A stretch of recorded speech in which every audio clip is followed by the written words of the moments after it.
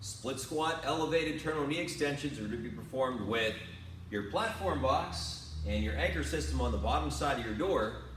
Instead of using the bands that we typically use on the bottom side of the door, I would like you to use the bands that we use for the platform box. So these long bands, okay?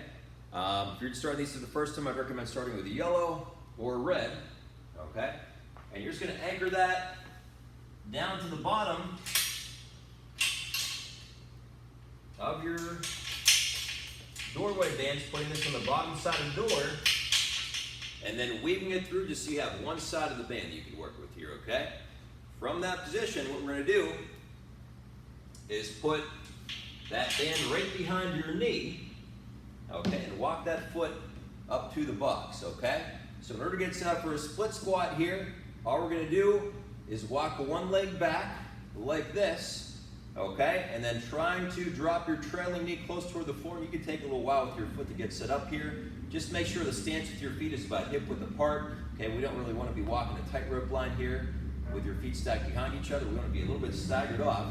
Okay, so as you're dropping down to that split squat position, driving your knee forward, we're going to push off that front leg and try to fully extend that front leg at the top. So that band's going to be a little bit of resistance to help out with that knee extension. You want to feel these a lot in the front thigh, okay?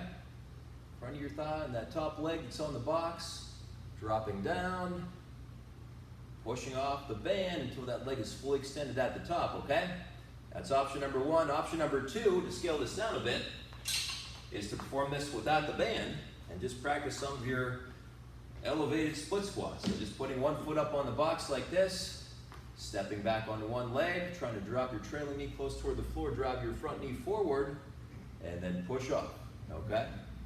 Push off the box until that leg is fully extended at the top. Okay, this will be option number two.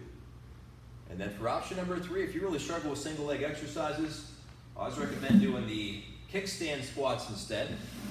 So setting up here on the tippy toes of your back foot, close to the heel of your front foot, about hip width apart. Okay, and you can even use a couch or a chair for support.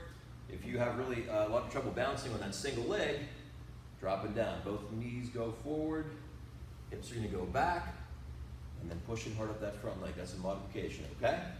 So those are elevated split squats with terminal knee extension at the top.